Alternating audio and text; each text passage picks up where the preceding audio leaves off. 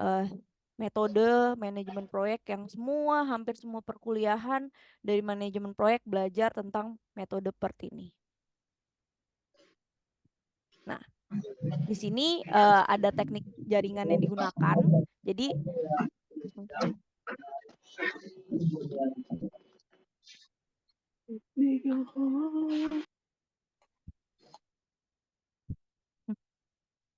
jadi di sini ada analisis proyek. Jadi CPM ini eh, atau misalkan kita menggunakan dua ya, PERT sama CPM nih. CPM itu Critical Path Method. Nah, kemudian PERT itu adalah Project Evaluation and Review Technique.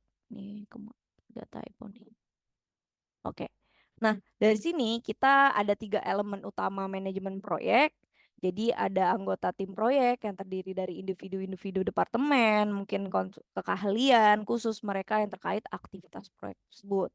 Kemudian adanya perencanaan, mungkin kita deskripsi kira-kira waktu proyek, hubungan dengan aktivitas satu dengan aktivitas lain.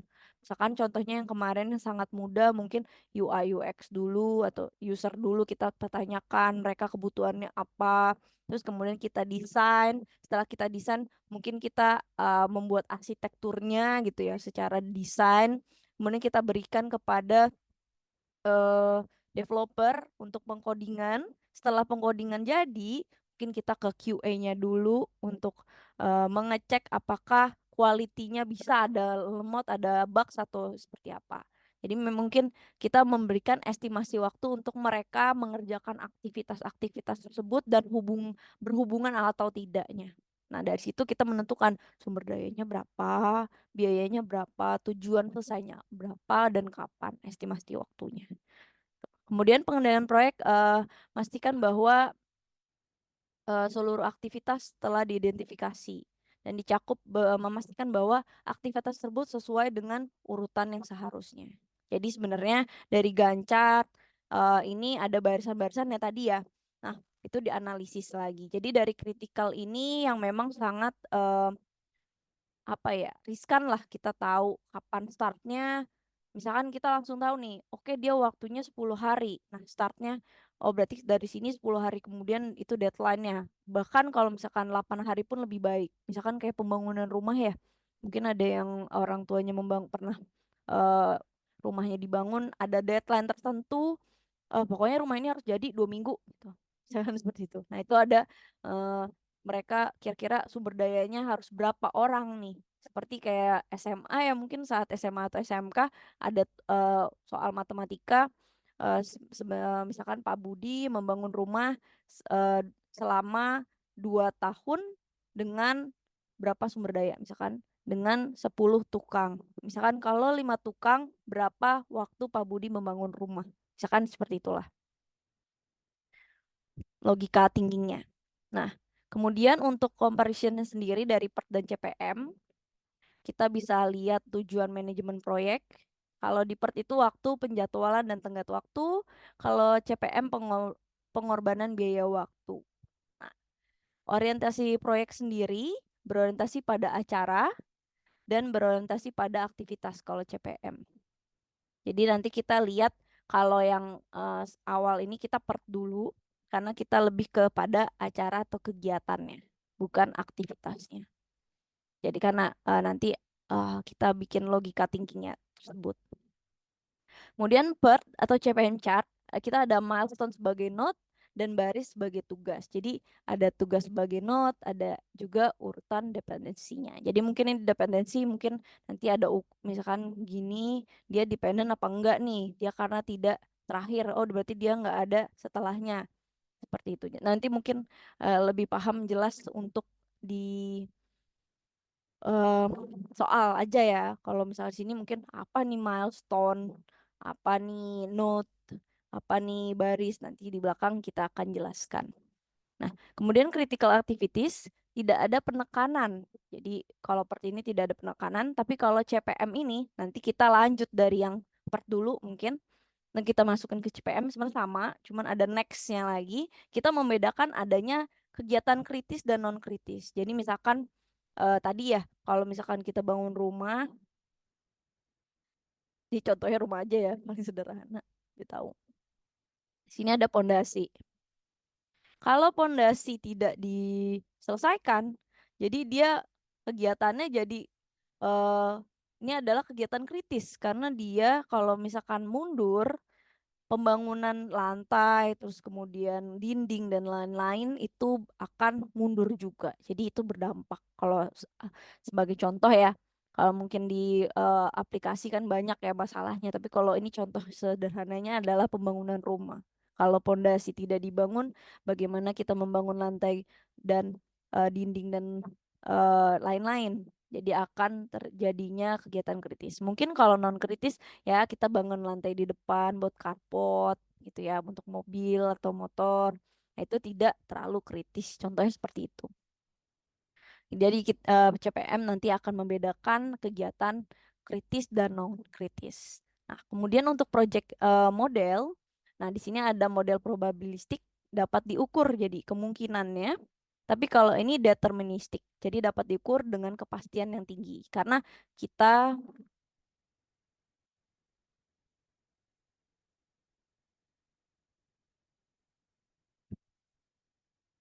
hmm,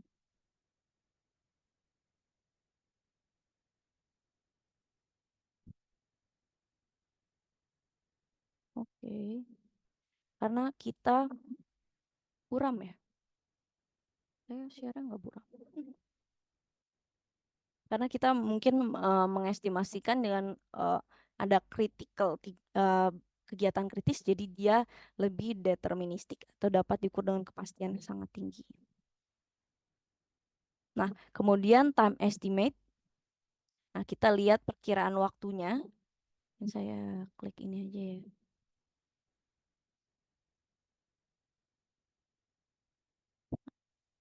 Ini masih buram nggak? Soal tadi high resolution. Oke. Nah, kemudian predictability. Nah, itu terbaik untuk aktivitas yang tidak terduga. Jadi, ketika ada aktivitas yang tidak terduga, kita langsung cepat untuk memasukkan. Tetapi kalau misalkan CPM lebih baik untuk aktivitas yang dapat diprediksi. Jadi kita membuat planningnya secara detail. Jadi kalau misalkan ada terduga, tiba-tiba, duh nih apa namanya untuk ngelink ke pembayaran untuk payment agak sulit nih karena harus berurusan dengan polisi. Nah, itu kan aktivitas tidak terduga gitu ya. Ternyata kita harus fingerprint dulu untuk eh, pegawai yang memang mengerjakan dan memang mereka menandatangani em, apa ya namanya? Menandatangani bahwa mereka tidak akan menyebarkan data dari si pemilik kartu kredit maupun debit atau yang lainnya. Jadi memang ada tanda tangan untuk masalah payment banking lah gitu. Kalau misalkan itu kan itu urusan sama pemerintah.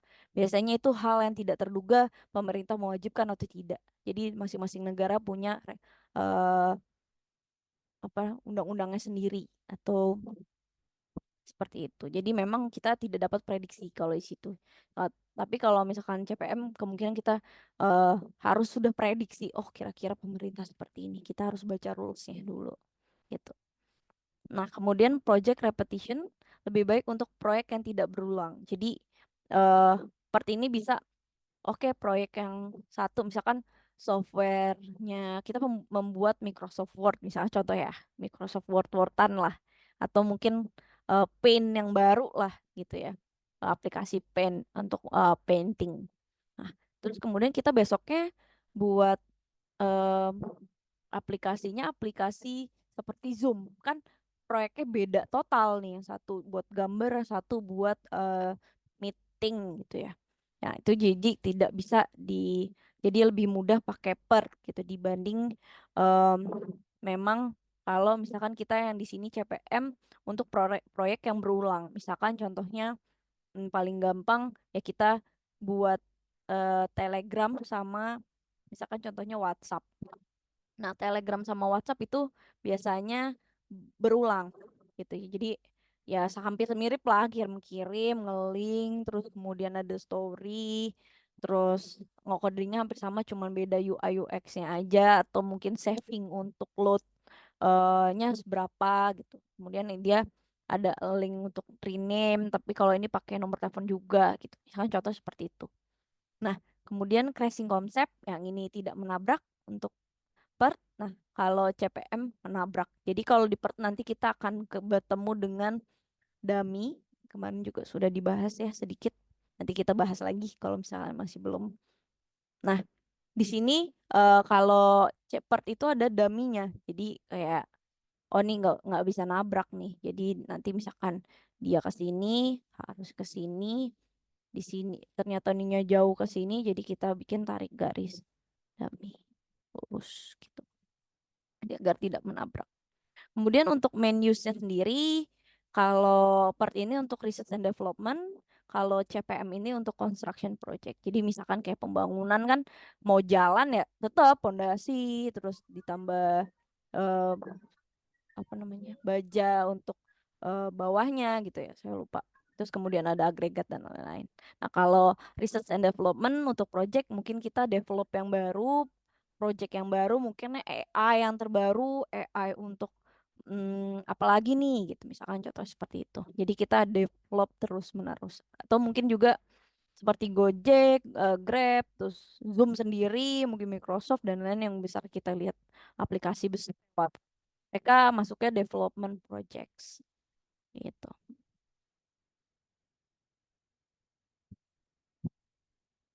Kemudian,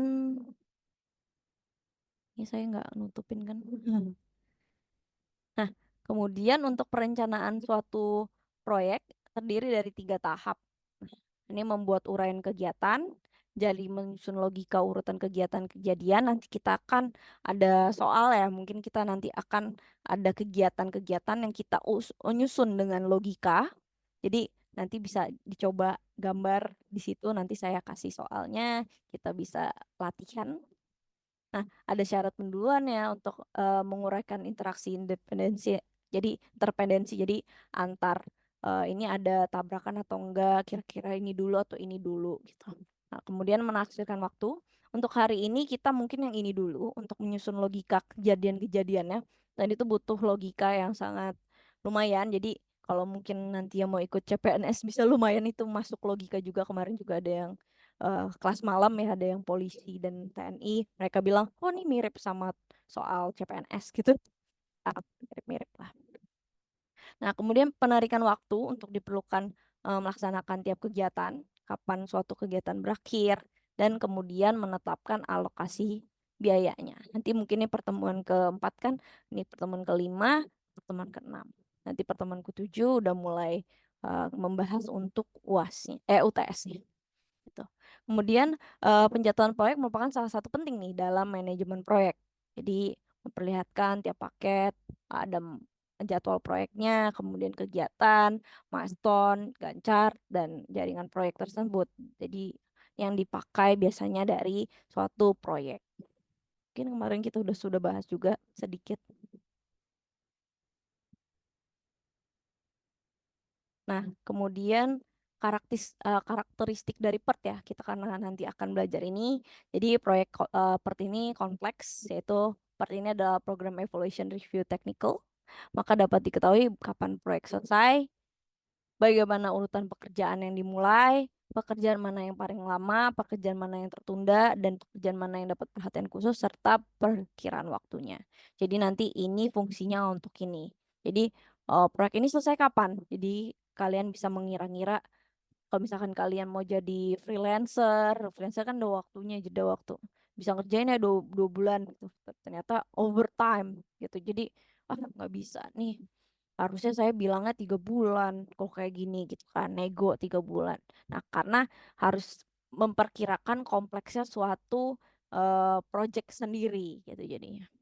Nah kemudian untuk setiap aktivitas model yang biasa mencakup 3 perkiraan waktu. Jadi ada optimis, perkiraan yang paling mungkin, dan pesimis. Contoh, kalau yang paling gampang ya, misalkan kalian jualan kue.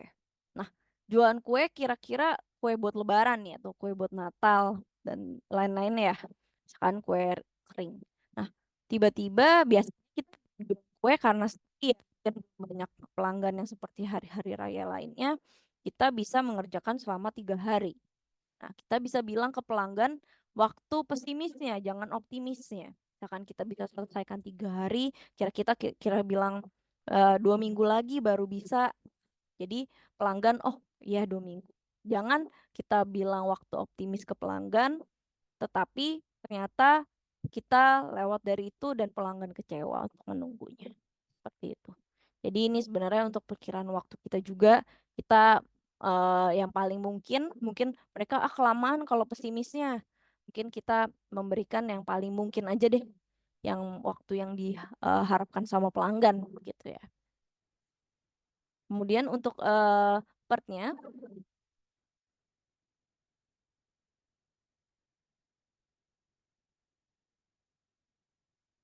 oke.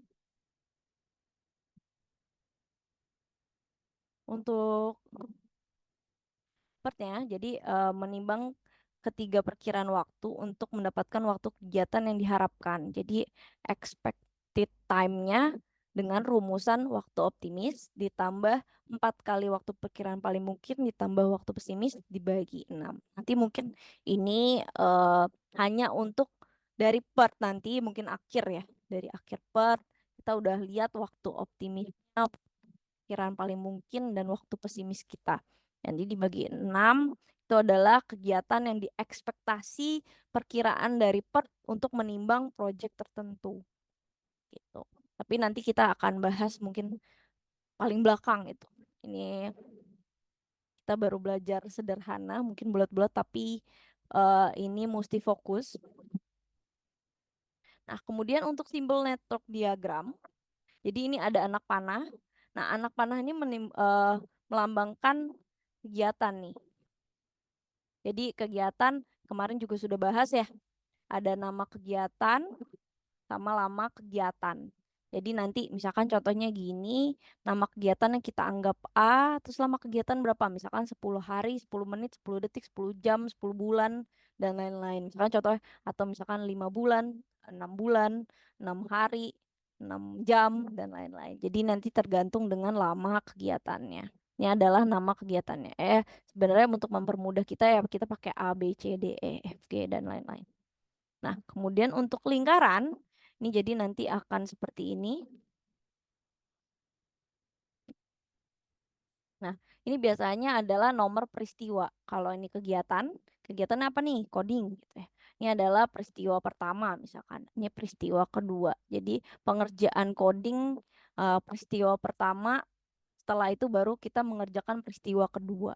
Tuh, kalau yang ini nanti kita ada penambahan, cuma nanti yang di belakang aja. Mungkin kita bahas di sesi besok atau besok lagi gitu. Jadi ini adalah next lagi. Jadi kita masih belajar arah panah, nama kegiatan juga belum kita bahas ya karena masih nama kegiatan dulu. Nanti sama nomor peristiwa. Lah, sabar ora ada Zoom nih kasih yang mau putar. Maunya kan kita sedikit. Oke. Nah, kemudian untuk ini saya kelihatan nggak ya? Saya nggak nutupin nggak ya? Oke. Saya ke sini dulu deh. Oke. Kemudian untuk arah panah putus-putus, ini contohnya misalkan 1, 2, kegiatan 3. Misalkan ini kegiatan D, C, B, A, ini D deh. Ini C. Duh, terus dulu deh. Misalkan ini kegiatannya kalau untuk putus-putus ya. A, B, C, D. Nah, di sini ada nanti tulisannya A juga mendahului D gitu. Misal A mendahului D. Tapi ternyata tidak berbarengan dengan B. Jadi nanti kita akan ada garis titik-titik. Itu dinamakan dummy 1 atau dummy putus-putus. Tidak membutuhkan waktu, kita nggak ada waktunya, sumber daya dan ruangan kita tidak membutuhkan karena setelah itu langsung masuk ke situ. Jadi kita nggak perlu waktu, kita bisa langsung join. Misalkan habis ada semen, sama air, kita tidak perlu mengaduk itu dalam waktu lama, jadi semennya udah ada di situ. Seperti itu. Ini misalkan tidak berhubungan, misalkan ini kalau misalkan ini adalah telur, siapkan telur, misalkan ini tepung, ini kompor, ini panci gitu ya. Anggapnya seperti itu misalkan. Ini kegiatan mengocok telur tidak berhubungan dengan kompor karena telur ya udah habis telur masukin ke panci. Jadi kompor nggak perlu untuk kita langsung nyalain ke panci. Jadi bisa bisa kita kocok telur langsung ke panci, masukin ke panci, ada tepungnya, bisa masukin ke pancinya langsung gitu ya. Saya contoh seperti itu. Jadi tidak bersinggungan dan tidak bersamaan. Jadi bisa kalau misalkan kita tarik garis lurus ke sini, misalkan di sini ada E gitu ya. Nah, ini telur tersebut kompor harus menyala dulu berbarengan dengan telur. Jadi kita ngocok telur bareng kompor. Kan tidak seperti itu. Jadi itu adalah tidak ada waktunya antara telur dan kompor, tidak bersinggungan secara pekerjaan. Jadi tapi ada lanjutannya yang bersinggungan dengan pekerjaan yang telur dan kompor gitu. Misalkan seperti itu. Nanti kita akan bahas di soal aja ya. Nah, contohnya, jadi kalau teknik penjadwalan proyek PERT ini, contohnya kegiatan A harus diselesaikan lebih dahulu sebelum kegiatan B. Jadi misalkan tadi ini adalah peristiwa ya, peristiwa 1, 2, 3, A harus diselesaikan lebih dahulu, kegiatan A, baru kegiatan B. Jadi logikanya A terus baru B, seperti itu. Kita lanjut contoh soal pertama. Saya coba kerjakan terlebih dahulu, nanti di belakang adik-adik bisa mencoba. Nih, misalkan contoh kegiatan A dan B kegiatan bersama. Berarti kita buat satu peristiwa di mana kegiatan A dan B kegiatan bersama. Nah, tips and triknya adalah kita checklist dulu aja daripada lupa.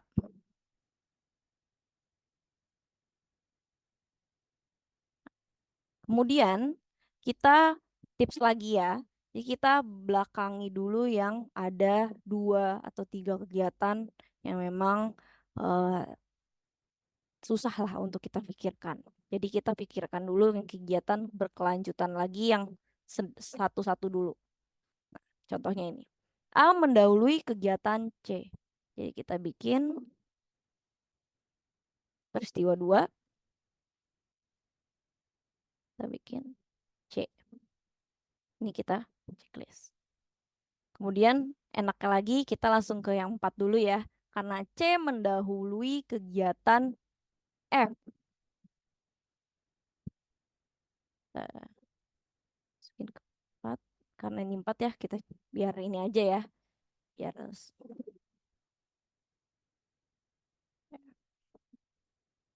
ini nanti yang terakhir.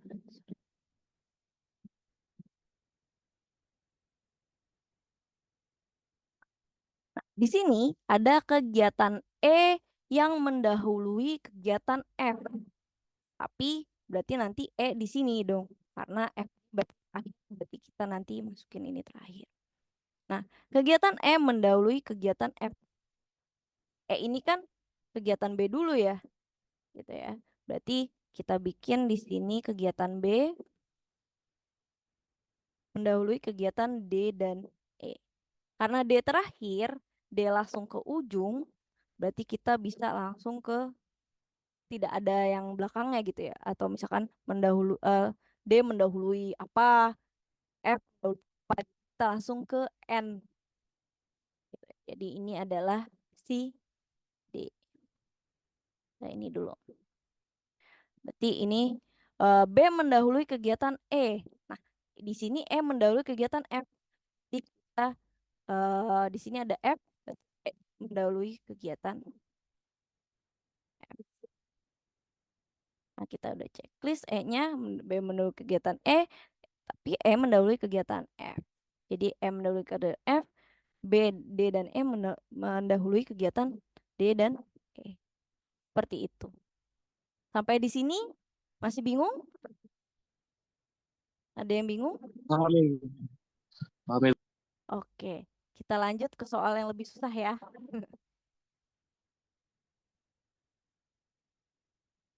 Contohnya seperti ini. Jadi nomor satu tips and triknya adalah kita belakangi saja dulu untuk yang eh, ada kedua gini. Misalkan nih seperti itu. Kalau ini masih oke ya kegiatan di awal. Di sini nanti kalau ada tiga juga kita belakangin dulu. Ah, nanti pusing lah yang lanjut aja dulu. Jadi itu tips and triknya. Oke, lanjut. Kita ke contoh soal yang lain. Nih, di sini ada kegiatan A, B, C, kegiatan bersama. Kita gambar dulu. Satu, A, B, C. Oke, A mendahului kegiatan D. Oke, kita buat dulu ya. Kegiatan D. Kita checklist. B mendahului kegiatan E, F. Tuh, ntar dulu ya, belakangan gitu ya. Kita skip dulu. Kita ke C dulu. C mendahului kegiatan G. Oke, kita mendahului kegiatan G. Kita coba yang ini dulu ya, karena nih kita skip yang banyak. Nanti kita ke 4. Nah, ini kita checklist. D dan E mendahului kegiatan H dan J. Oke, belakangan. F mendahului kegiatan I karena IF kita skip dulu. Nah, kita ke sini dulu. Kegiatan G mendahului kegiatan J. Berarti di sini kita buat di sini ya. Kita buat C dulu.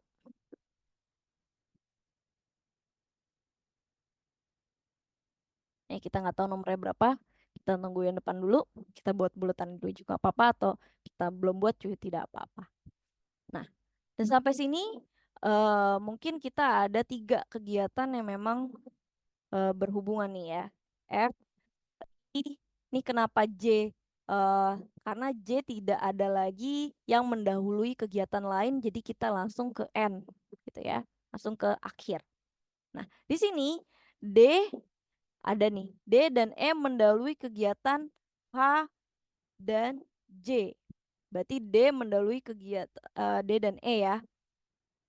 Kita mendahului kegiatan H dan J. Jadi nanti kita mungkin di sini kita lihat dulu, berarti D mendahului kegiatan H. H dulu nih. Karena kita lihat D dan E. Tapi ternyata susah ya. Pusing nih kalau di sini.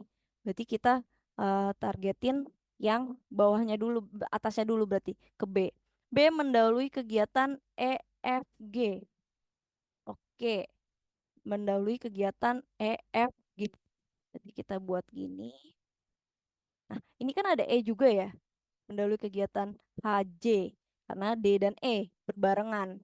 Jadi kita lihat yang di tiganya. Tiga dulu ya. Kita buat. Berarti si E ini berbarengan sama si D. Ya kan di sini. Berarti nanti kita buat begini. Karena dia berbarengan. E dan D. Jadi kita buat bareng jadi 1. Ini kita tulis nomor 5 lah ya. Karena berjadi 1, ini kita tulis E. Karena E dan D berbarengan. Kita lihat dulu. Kemudian B mendahului kegiatan F. F dulu nih ya, biar gampang. Karena F dulu tertinggi. Kita lihat yang ini. Kita masukkan ke sini, ini F. Kita tulis 6. Berarti ke I. I kan nggak ada lagi selanjutnya. Mendahului mana, atau dia ada kegiatan lain, jadi langsung ke terakhir. Ini udah di checklist. F, G. Tinggal B mendahului kegiatan E, F, G. Nah, G-nya mana? Karena G di sini ada C, ya kan? Kita tidak bisa langsung, berarti harus B berbarengan karena tidak ada berbarengan seperti D dan E. Jadi kita tulis gambarnya mendahuluinya titik-titik atau dummy. Atau dummy lah. Kita tulis D aja juga nggak apa-apa. Sampai sini masih bingung untuk dummy?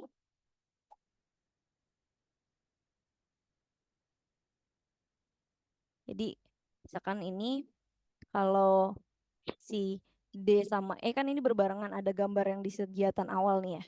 Tapi kalau B ini kan ke G tapi tidak berbarengan dengan C. Jadi kita gambar titik-titik dummy. Dummy satu lah kita karena ini ada D.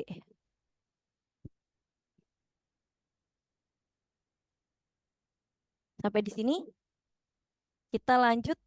D dan E mendahului kegiatan H dan J. H berarti H dulu ya. H karena belakangnya nggak ada. Kita ke H dulu. Berarti H-nya nggak ada ya. Mendahului siapa atau apa. H semua sendiri. Berarti kita langsung ke akhir.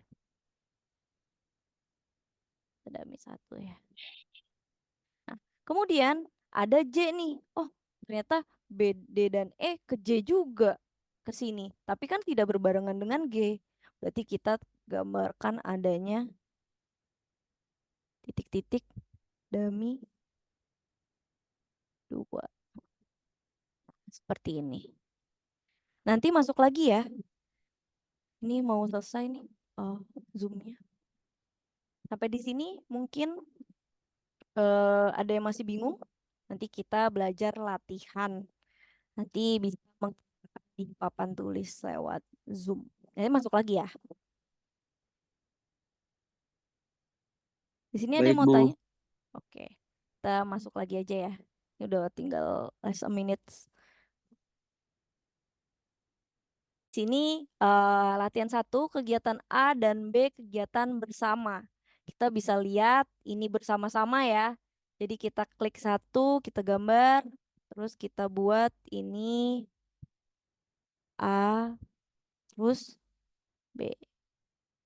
Kita checklist dulu ya, biar kita, oh ini udah dikerjain.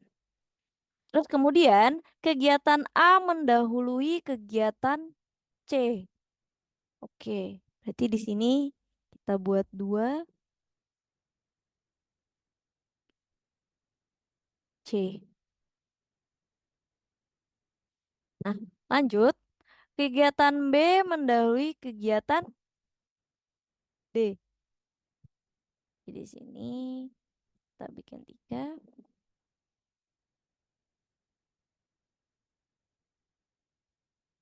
Nah, oke. C mendahului kegiatan E, D mendahului kegiatan E. Oh, ternyata barengan nih. Oh, kita biar gambar yang gampang aja deh. Berarti mereka berbarengan nih.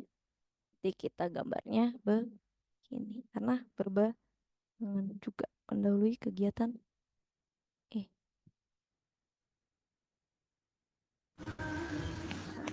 Lanjut, kita jadinya ke E.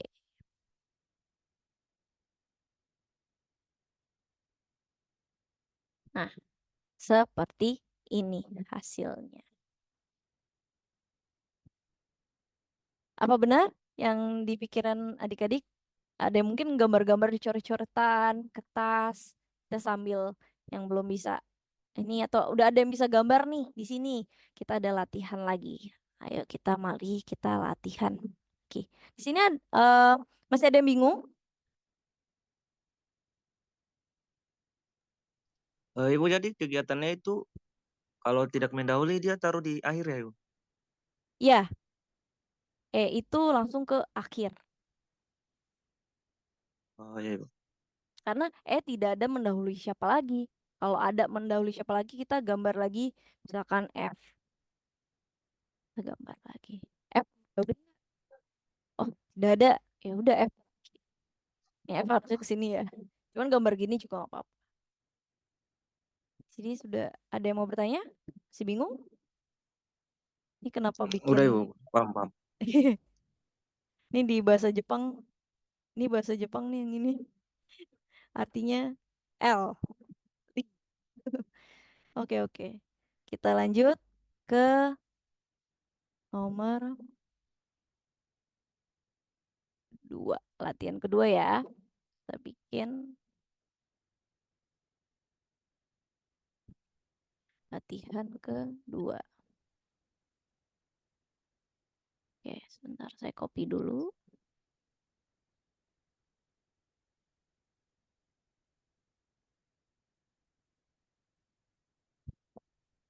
Oke. Di sini coba mau kalau misalkan susah coba digambarkan dulu. Mungkin ada yang mau menggambarkan coret-coretan di kertas atau di mana?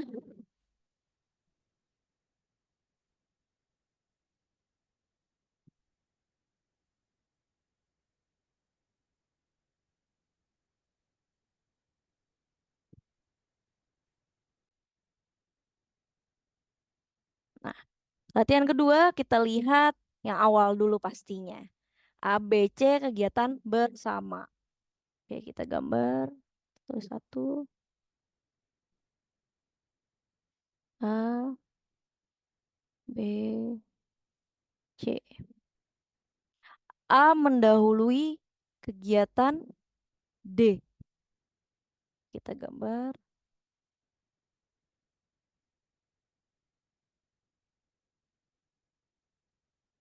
Oke. B mendahului kegiatan E.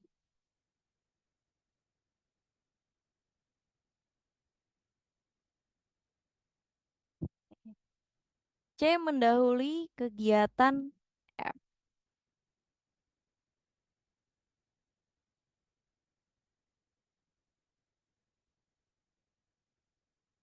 Sampai sini ada yang mau bertanya? Lanjut ya. Bu. Ya, oke. D mendahului kegiatan G. Oke, G. Kita lanjut ke G ya.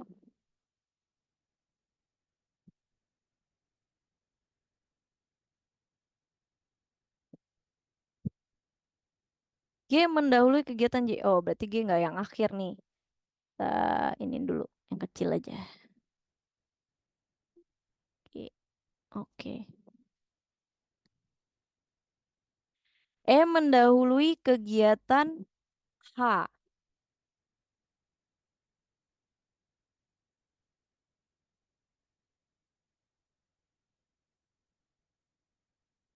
F mendahului kegiatan I.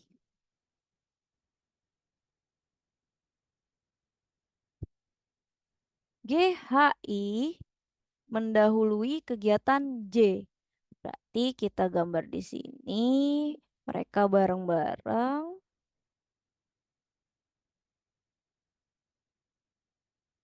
Nih, biar gambarnya bagus. Eh,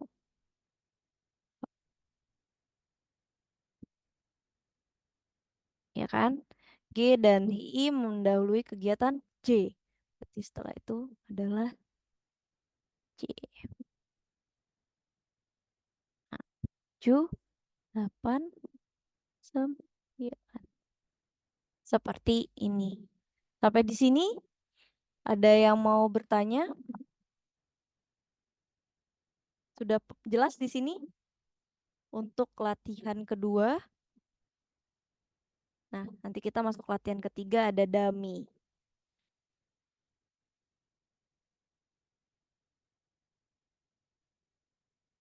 Sudah jelas di sini? Jelas Ibu. Oke, lanjut Jelas, ya. Bu. Kita lanjut untuk yang ke latihan ketiga. Sebentar. Kita coba latihan yang lebih susah lagi yang ada daminya.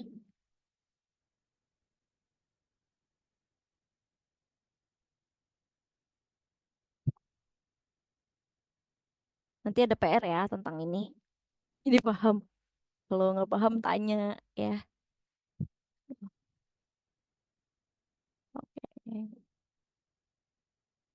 Latihan ketiga. Kita bisa lihat di sini kegiatan, sorry, kita kecilin dikit. Kegiatan A, B, C, kegiatan bersama. Biasanya suka gitu sih. Kegiatannya sama-sama. Tak A, nanti malah lebih ini lagi. Tadi gambarnya sama, hampir mirip. Ibu, kadang nggak pelihara soal Hah? Kenapa? kepotong layar, Bu. Potong? Saya nggak boleh itu, cuma dia punya saya yang takut. Nih, kelihatan nggak? Kelihatan ya, Bu. Kelihatan? Sudah? Terlihat tuh? Iya, Bu, sudah, Bu. Oke. Kita lanjut ya. Kita coba lihat latihan 3. Coba nanti dicoba-coba kerjakan aja ya. Nanti saya sambil upload. Bener nggak nih? Ingat nggak nih kerjaan yang tadi? Salah atau enggak gambarnya? Nanti coba kerjain tugasnya ada 2 nomor kayak gini juga. Nah, sini ada kegiatan 1. Kita lihat ya. A, B, C kegiatan bersama. Kita kecil-kecil aja karena banyak. A, B, C. Nah, kita checklist. A mendahului kegiatan D. Oke, kita coba gambar. 2.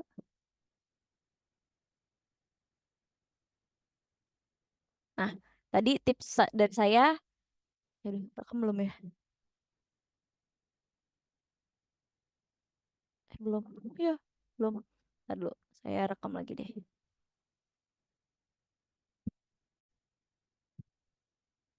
Oke, tadi udah ini 1, terus A, B, C, ya kan, bersama kegiatannya.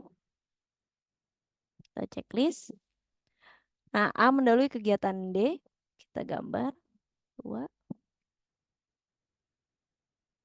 Kita checklist lagi. Tadi tips dari saya, yang ada kegiatan lebih dari 1, kita ntarin aja karena bingung. Pasti ada perpecahan.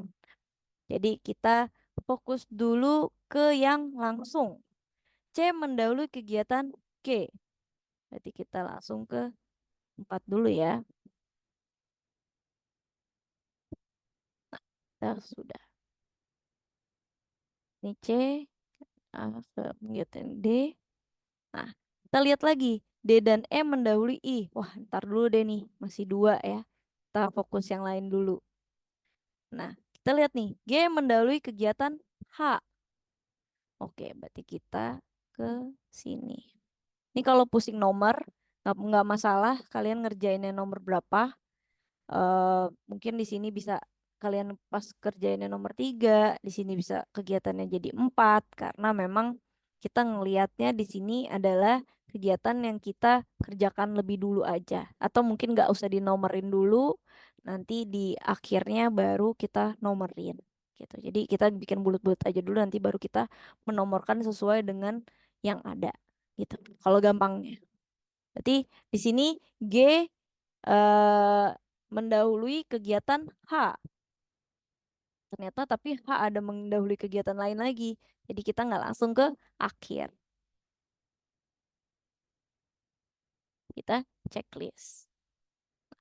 Di sini H mendahului kegiatan K. K itu nggak ada lagi setelah itu. Ya kan? Jadi kita bisa langsung ke hasil akhirnya. Kita taruh tengah aja. Si K tersebut. Nah, di sini sisa 3 ya. Kita sisa tinggal yang ini,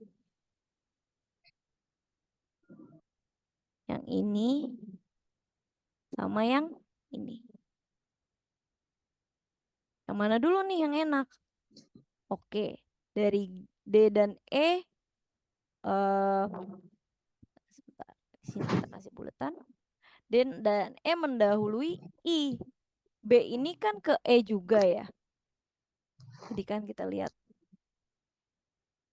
Berarti berbarengan. B, sini E ya. Ada E juga. Berarti D dan E mendahului I, berarti E-nya habis B ke sini.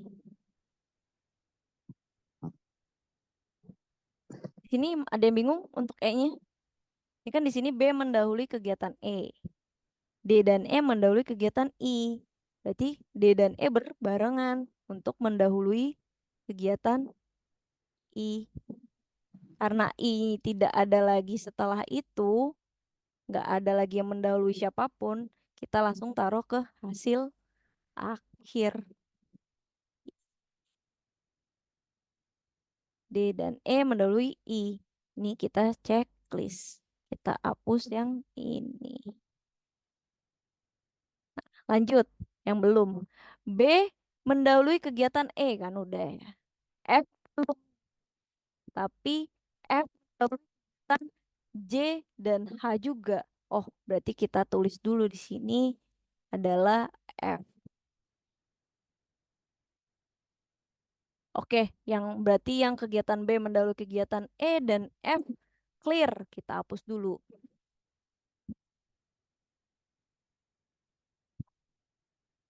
Berarti sudah dikerjakan.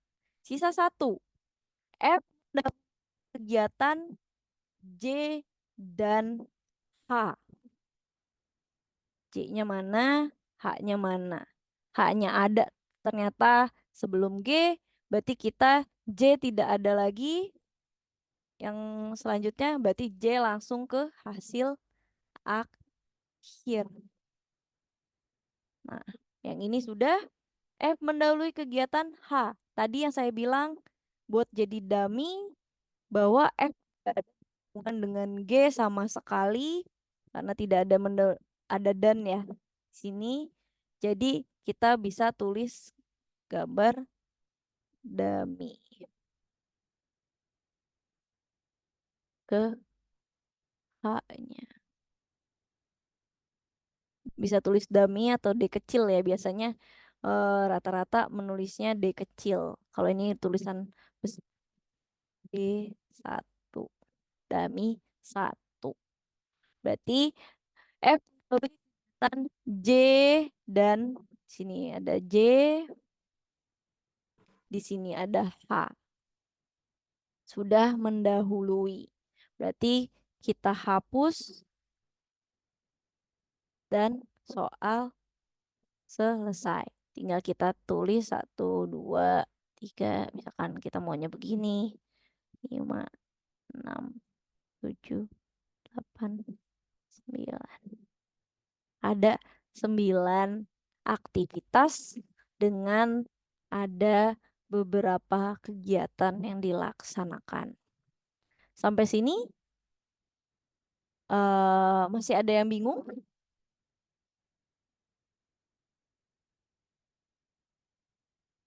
Silakan untuk bertanya sebelum nanti adik-adik kita sudahi perkuliahan ini dan mungkin nanti kita bisa untuk mengerjakan eh, tugasnya.